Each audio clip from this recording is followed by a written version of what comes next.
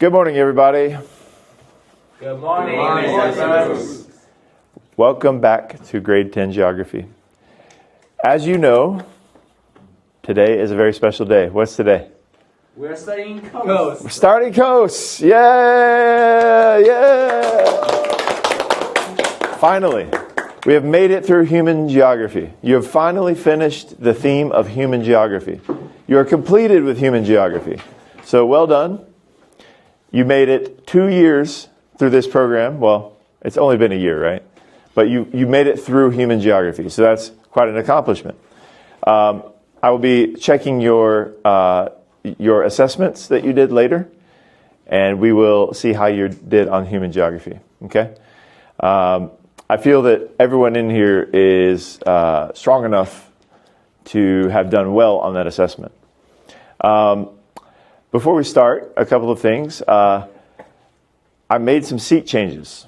Okay? The reason why I want Felix to sit here from now on is because even though you do help Michael, you're also hurting yourself. And we both know that by sitting beside Michael, you have a temptation to talk to him about other things and not just help him, right? You have a temptation to joke around, and I see you touching each other and messing with each other all the time. So this seat change is important for you because you remember I told you guys about A, B, C, D, E, F, G, U, A star. I want all of you here. Now, not all of you can get there, to be honest. But all of you can get here. Okay? All of you can. So, Felix, I made this change to try to get you here. Okay? Jimmy, I don't want you sitting beside Victor anymore because you cannot stop talking to him. And Victor's helping you. He helps you a lot. But you're hurting Victor's learning by talking to him constantly. So, I want you here. So this is why I made the seat change. Okay? If you can't stop talking to him from where you are right now, then we'll move you across the room. And same thing with you, Felix. If you're turning around talking to Michael, we're going to move you across the room. Okay? Vicky, I very much appreciate how much more you're paying attention in class now. And it shows on your test score. It shows that you have been taking good notes and you've been listening better. You haven't been falling asleep in class.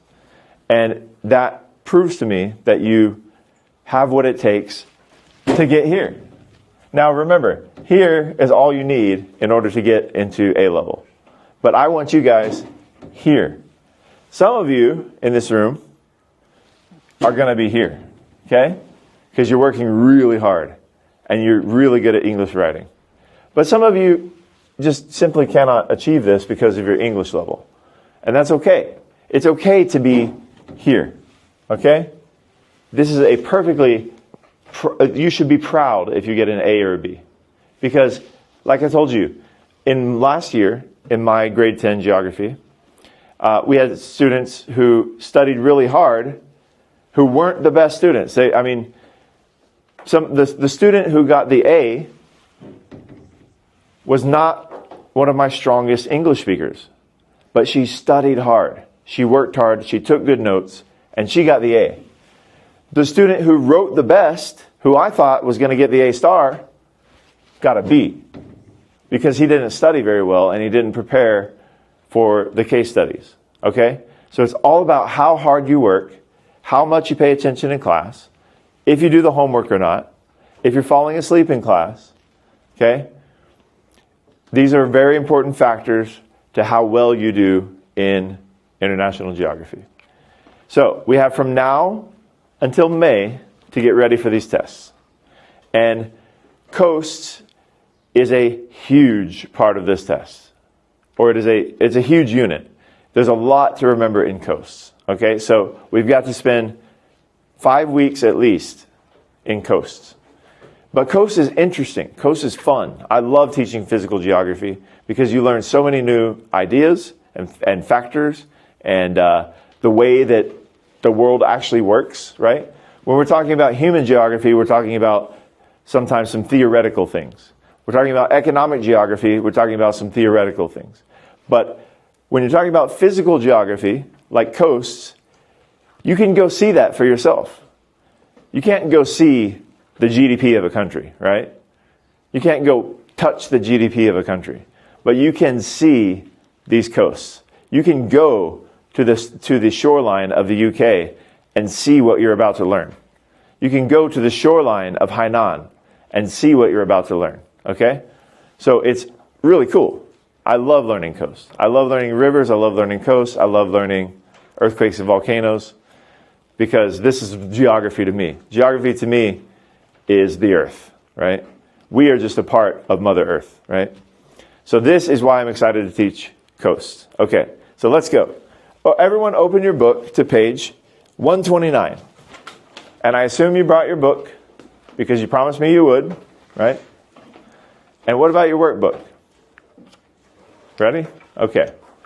Now, Vicky, you're going to do everything on the iPad. That's fine. You guys are grade 10. You have that option. So, I recommend you take very good notes because coast has a lot of information.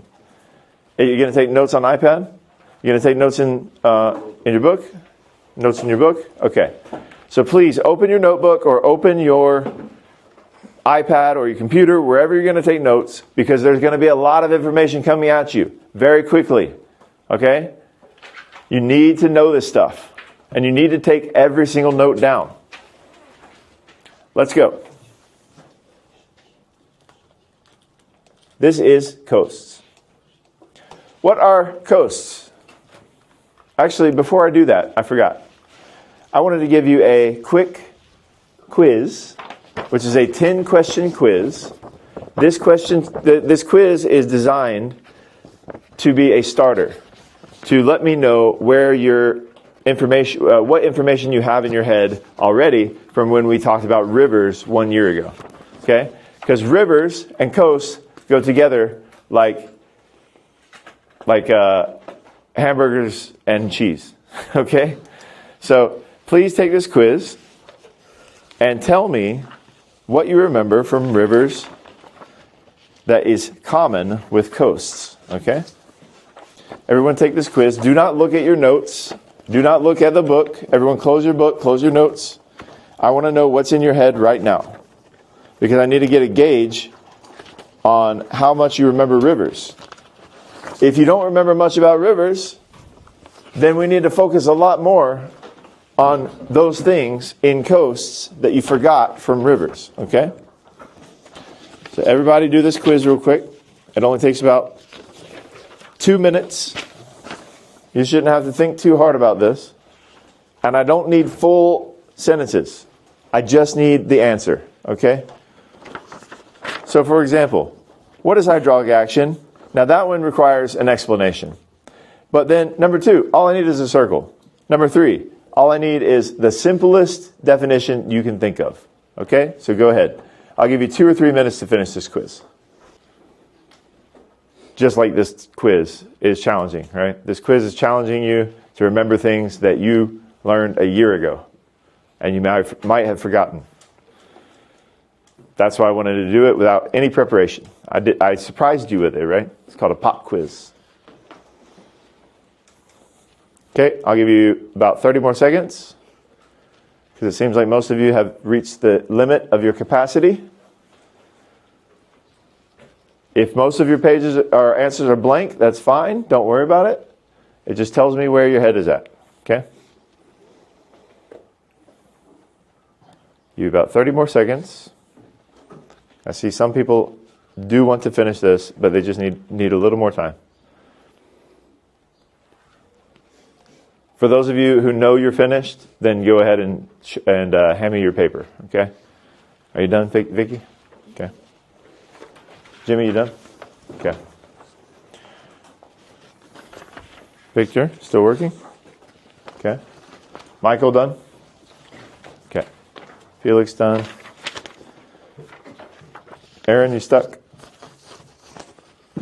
Will looking at the paper help you anymore? I didn't think so. Okay. So Victor, Irene, are you stuck? Yeah, okay. Oh, yeah, for sure. Did everyone write their name? Jimmy and Vicky. Okay, good. Victor, you done? Maria, you done? Okay, thank you. Victor's done. Time limit is reached, so you should be done. Okay, Jevi, that's enough writing. You have a tendency to write too much, so I'm going to stop you there. Okay. Thank you, guys. That will give me an idea of what we need to work on. Now, this is coasts. Please open your workbook to your next blank page. I'm sorry, your notebook. And please open your textbook to page 129. Please have both books open and ready to go. Are you ready? 129, Victor. Page 129. This is coast. This is 2.3. Okay? What was 2.1? Who remembers? Yeah, tectonics. What was 2.2? Okay, so now we are in 2.3, coast. The reason why we didn't do this in order, the reason why we changed it up, the reason why you didn't finish human last year and are doing physical this year, we want to mix it up for you. We want to constantly change the style, change what you're learning. Because constantly learning about human geography, then constantly learning about physical geography, it's just overwhelming and you get bored. We got to mix up the style, right? So, here we are mixing it up again. We're back in physical. This is coasts. Your learning objectives are to learn about coasts, waves, and we're going to do some short story writing, okay? So, we're going to learn about marine processes. This is actually 5 weeks. We'll plan 5 weeks, okay? Marine processes, like waves. We're going to learn the landscapes of erosion, like coral reefs, sand dunes. We're going to learn coastal hazards, which hazards means what? Damage. Damage? No. Danger. Danger. Hazards are danger. So opportunities are good chances. Hazards are dangers. Okay? So tropical storms are a hazard. Yeah. Typhoons and hurricanes. We're going to learn about the difference between these. They're the same thing, by the way. Coastal management. Hard and soft engineering. Coastal tourism opportunities and impacts. This is what we will be focused on. Okay? This is the overview for the whole coast unit. So, what is meant by coast? Who can answer this question? Don't be shy. I'll call some names if you don't start. Felix. Places where it's just beside the sea. That's right. Any land that is just beside the sea. Okay? So, coast can mean the beach, but coast can also mean the land near the beach or inland near to the part that touches the sea, right? You got the sea touching the land, and that is actual coastline. We call it coastline. And then you have your beach or your cliff or your rock face, and then the land close enough to the sea to be considered within proximity of the sea is called the coast. Okay? So we live in the coast. In Shanghai, this is a coastal town or city. It's a coastal megacity. Because why? You are in proximity of the sea. You can go within 60 minutes and go touch the sea, right? So that means we are in a coastal city. So, what opportunities are presented by coasts? Tourism. Fishing. Trade, like ports, right? Shipping. Anything else? Yeah, fishing is seafood. Yeah. Transport, yes. Ferries. Yeah. Anything else? Foreign investment. Foreign investment? For what? For, sorry. For tourism? I For think ports? also if like coastal areas, they tend to receive more FDIs. They do because why? This is actually a good tangent that you're taking us on. Yeah, I think it's basically because the opportunities for trade. Because For trade. It brings. But also, people like to live near coasts.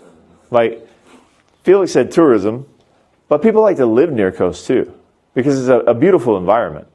You have, Shanghai's coasts are not really a place you want to go to every day. Like, it's not a place you want to spend time in the sun on the beach, right? Our beaches are not very nice here. But coasts offer a very unique lifestyle that many people value. They also offer the sea breeze. The sea breeze is very healthy for you. They offer opportunity to explore this side of nature, right? So many people value living near coasts, and the land value of coastal towns, coastal areas is usually much higher because of this reason. People want to be near coasts and because of the opportunities. Okay? So, what hazards are present on coast? Hurricanes, which is also called typhoons, which is also called, there's one more name for it. We're going to learn it. Cyclones. Okay? Depends on what ocean they're coming from. They're all the same thing, but it depends on what ocean they're coming from. Okay? What else is a hazard on a coast? Tsunami. What is a tsunami? The earthquake under. An earthquake under the sea or some natural disaster causes a Higher wave. a giant wave, right? And so what happens to that giant wave when it hits the coast? Destruction. Yeah.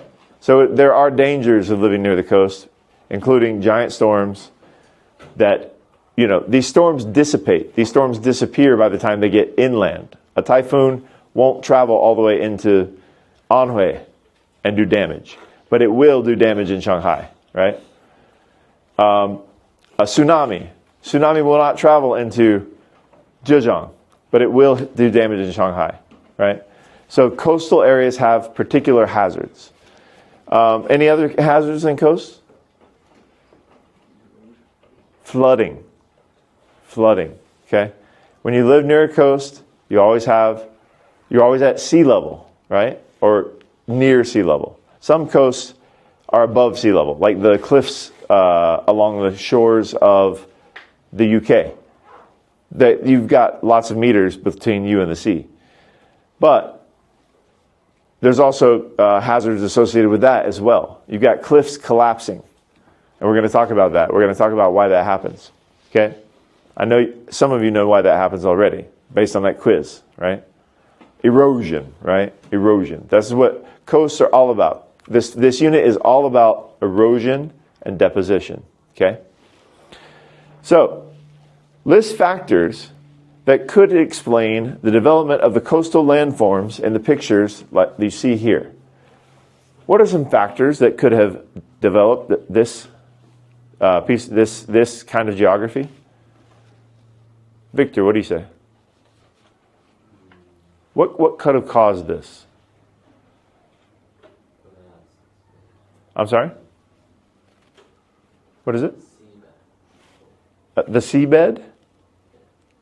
What we're asking is a process. What things could have happened to make this? Do you understand the question?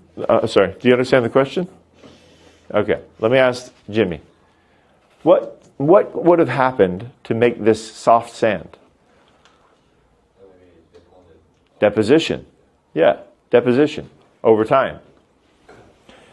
What kind of waves do you think made this soft sand, Chevy? It's kind of like low energy. Low energy waves. That's right. We're going to talk about that. Now, so that's one kind of coast. Okay? You will see this kind of coast in where in China? Hainan, Qingdao. Okay? Now, you will not see this kind of coast in China. Or maybe there's places I don't know. where it exists. Do you know if there's a coast like this in China? Maybe in the south, in Guilin or something? No, they have karst mountains down there, right? I can't think of any cliffside coasts in China. Can you? No? So this is a picture of the UK, okay? Or it could be a picture of Africa. I'm not quite sure. But we got coastal cliffs. What just happened? Why did my computer switch off? Let's see. I don't know why it does that sometimes. Hello? Or do I have to exit? Okay. Our TVs are not the most reliable here. Hello? Okay. So, what could have made this happen? Anyone, any ideas, Aaron? Why did this happen? Earthquakes? I guess earthquakes could affect this, but Felix, what do you think? Oxbow. Oxbow Lake?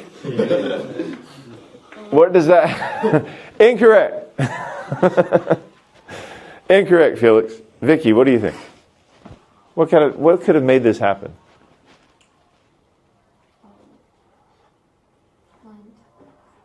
Plants? Plants moving. Not quite. Irene, what do you think? I'm working my way up through the class here, and I know someone knows. Irene? Erosion, of course. Erosion. Erosion is what makes this happen. Now, what makes this the shape that it is? What makes it stick up like this? What makes it like this tall, like stump shape? It's because it used to be part of this cliff. This cliff used to be out here. The cliff has moved back. And we're going to talk about why that happens. Okay? So this used to be the edge of the cliff. This right here used to be out here. This used to be underground. But it has moved back over time. Why does that happen? Waves. Waves cause this to happen. The constant motion of waves on rock will cause what? Erosion. Okay, so even the hardest substance in the world, like granite, will eventually erode if given enough time. Okay? Impermeable surfaces will eventually erode because of water dripping on them. You could have a drip right here onto this floor, and if you come back in 1,000 years, there would be a hole in the floor. That's how powerful erosion is. So water and wind can change the shape of the earth in big ways if given enough time. That is what we're talking about in coast. Okay? So, the coast is a land along a sea. Everyone write this down. The coast is a land along the sea. The boundary where the water touches the land is called the coastline. What is the longest coastline in the world? Australia. Nope. It says it right there on the PPT. What is it? China. China. No. Fact. The country with the longest coastline is Canada. Canada. Why? Anyone know why China is the longest? Canada has the longest coastline? There are so many islands. That's right. There's so many islands in Canada that the coastline is actually massive. The more islands you have, the more coastline you have. The bigger your continent, the less coastline you have. So, in fact, Australia doesn't have much coastline compared to Canada. I mean, it does because it's surrounded by water, but compared to Canada, it's nothing. Obviously, China's coastline is not that big because most of China is inland, right? Most of China does not touch the sea. So the coastline of Canada is the longest in the world. Please write down the definition of coast and coastline. Did you do it? Coast and coastline.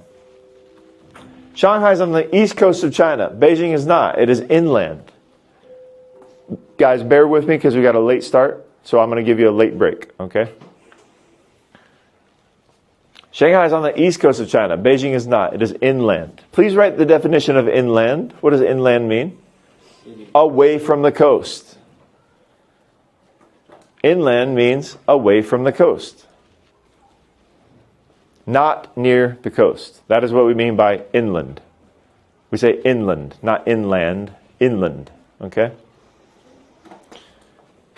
Okay, bear with me because I want to get through some more time with this lesson and you'll get a late break. Okay? What are we at for time, Jason? 29. Sorry? Now 29. 29. Okay. I'm going to do 10 more minutes and then we'll take a break. Okay? So, this is what it's all about when it comes to coast. Waves. List all the English collocations you know for the word wave. Wave power. Tide. Tidal wave. Okay? What else? Light wave. Sound wave. Transverse waves. Electromagnetic waves. Mechanical waves. Sound waves. We got that one. Anyone else, Jimmy? Seismic waves. Anything else? P wave. P wave, S wave. Remember those? Yeah. Anyone else? A what? Secondary waves? Okay. So, waves are what? They're the movement of energy. They're the movement of energy. Okay? I'm going to define wave for you right here. What is a wavelength? This is a wave. Okay?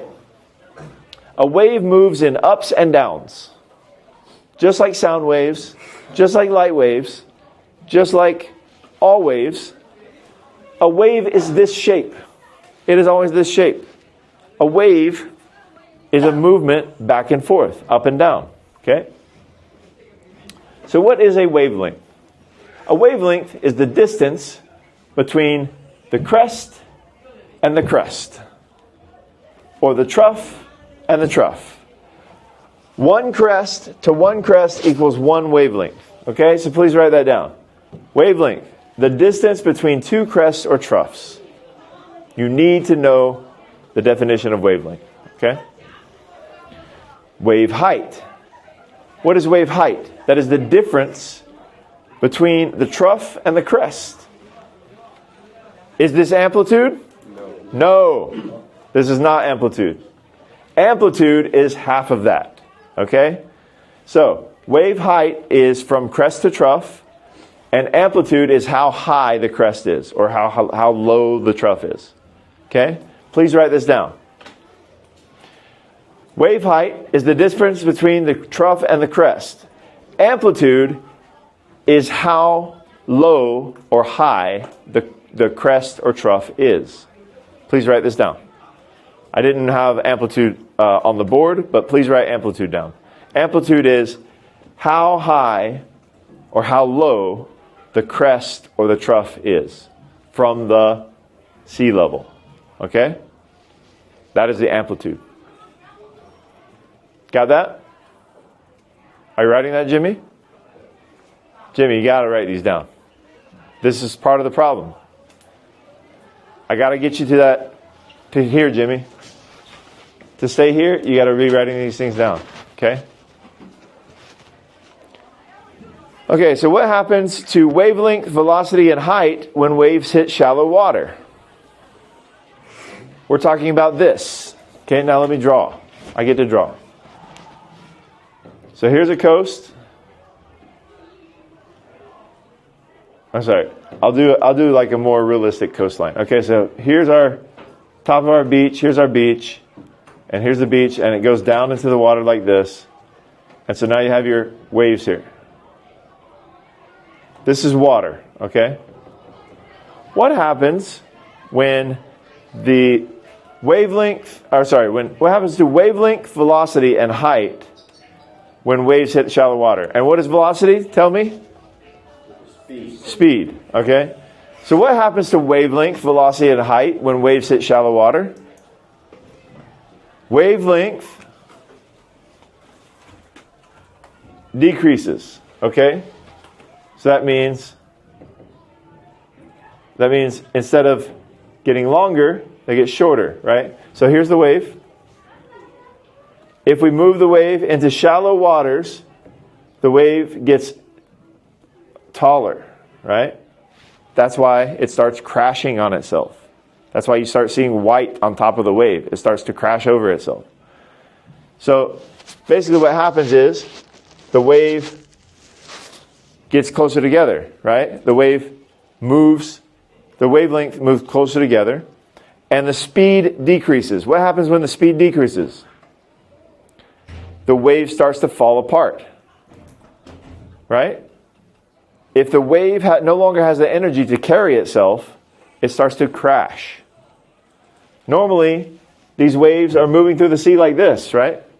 But when you hit the shoreline, now it's running out of energy, and the wavelength is getting like this, and then it starts to crash over itself like that. You understand? And the height increases. Obviously, I told you that. The height is going to increase. If the wavelength decreases, that means the height has increased. If we squeeze this, what happens to the height? It goes up. Get it? Okay. What are we at, Jason? 5 minutes left. Okay. So, does everyone have these terms written down? Please write these terms down. You need to know wavelength. You need to know wave height. You need to know amplitude. And you need to know what happens when to wavelength, velocity, and height when waves hit the shore. Please write this sentence right here. This question and this answer. Okay? Please write the question and the answer. Felix? Yeah, I write it. You already did it? Yeah. Or are you just taking pictures? No, I really like it. Let me see. Okay. You didn't finish. Please write at the bottom. What happens to wavelength and velocity? Okay? Please write all the notes, guys. This is very important because COAST has so much information and you don't want to forget any of it. Okay? This is so important. Just like rivers, what you learn in COAST is so important. This is the information part of geography. This is the memorization and information of terminology. Okay? With other concepts, you can understand it. You can abstract these concepts. But with this kind of information, you need to write it down because you need to memorize it. Okay? I'll let Felix finish writing this one. And Jimmy, finish writing this one. Are you done? You sure? The question and answer, you got it? Okay. Felix is writing now. Michael, you got it? Michael, have you been writing? Okay. If you guys do not keep good notes, it's up to you to ask a classmate to copy their notes. Okay? So that means, Jimmy, if you're not paying attention, you need to ask Victor to copy his notes. Michael, if you're not paying attention, you need to ask Felix to copy his notes. And if Felix isn't paying attention, he needs to ask Jason to copy his notes. Okay? And some of you are taking notes digitally, which means you can send them to each other very easily. Okay? All right. We'll do one more, and then we'll take a break. All right. So, there's different kinds of waves. Okay. This is very important. These two types of waves will determine what happens on a shoreline. There's constructive waves and destructive waves. Think of them as calm, peaceful, gentle, nice waves, and angry waves, right? Destructive waves are angry. They want to destroy things. And these waves are so nice. They're so gentle. Okay? So, constructive waves are associated with calm weather. They're less powerful. They break on the shore and tend to deposit material. They're responsible for transporting material. And swash is stronger than backwash.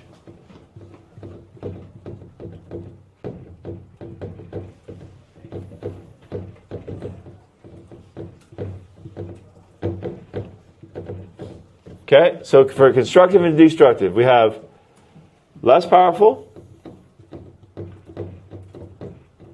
because they come from calm weather, right?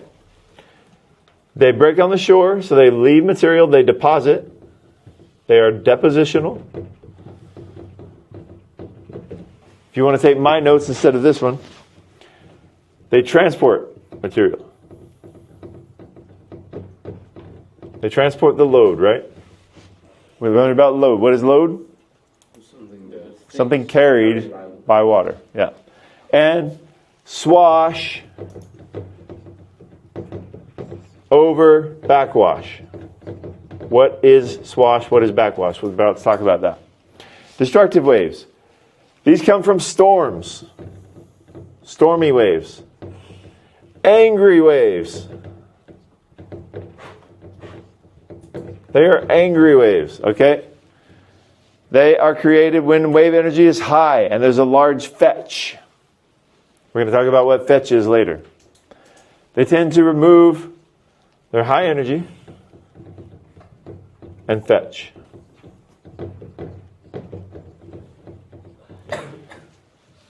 They tend to remove material from the coast and they're therefore associated with erosion. Therefore, we can call them erosional. These are depositional, these are erosional, okay? Am I at the time, Jason? Overtime? Over. Okay. This is the last slide then. Backwash is stronger than the swash. Backwash over swash. Does anyone know Pirates of the Caribbean? Do you know the term swashbuckler? It's a pirate term, swashbuckler. A swashbuckler is someone who runs up the shore in the swash. Okay? Or a boat that goes up the shore in the swash. So what is the swash? The swash is the movement of water onto the beach after a wave breaks. Okay? The breaking of a wave is this. Remember I drew this? This. This is the breaking of a wave. When the wave starts to break, it starts to fall over itself and it turns white. Okay? That's the breaking of a wave. The wave breaks when it finally crashes. It finally crashes onto the shore. Now, gentle waves crash onto the shore in a gentle way. They don't fall very far because they're not very high. They're gentle. Gentle waves look like this. But destructive waves look like this. Okay? So when they crash, they do damage. When these crash, they push things onto the shore. That's why they are depositional. So, backwash is the reverse movement of water from the beach. Stronger backwash than swash results in what? Swash is the movement of water onto the beach after a wave breaks. Stronger swash than backwash results in what? Deposition. Backwash results in erosion. Stronger backwash results in erosion, and stronger swash results in deposition. Okay? So, here's what we mean by these terms. Here's our beach, right? So, we have our waves coming into the beach. I'll have to draw another one because my marker Doesn't like it when I touch the board, and then I ruin the marker. Okay, so here's our destructive beach, okay? So when our constructive beach waves come, they're gentle. They're swashing like this. They swash like this, then they backwash like this. They swash like this, they backwash like this. They swash like this, they backwash like this. And when they're gentle, they're leaving more material on the shore than they're taking with it. The swash is the movement of water onto the land. The backwash is when the water goes back out to sea. This is called the tide. Tide, right? T-I-D-E. The tide is when water moves in and out. What causes the tide? Swash. No, what's the force? What's the thing that causes tide? Gravity. And where does that come from? The movement of the earth and the moon. That's right. That's why we have high tides and low tides. Okay? So this is called tide. This is the action of tide. Swash is when water moves onto the shore, and backwash is when it rolls back out into the sea. So, what happens in aggressive waves, in angry waves? They're crashing, right? They're breaking onto the shore. And so they're digging that shoreline out because of how hard they're falling onto the shore. So they're carrying more back with the backwash, okay? So they are swashing very hard, and they're carrying material back out to the sea with the backwash. So they are eroding the beach. You get it? Okay, that's the end of today's lesson. Number 1. I'll give you a break. We'll come back and have a short lesson number 2. Thank you very much. You can stop the video now.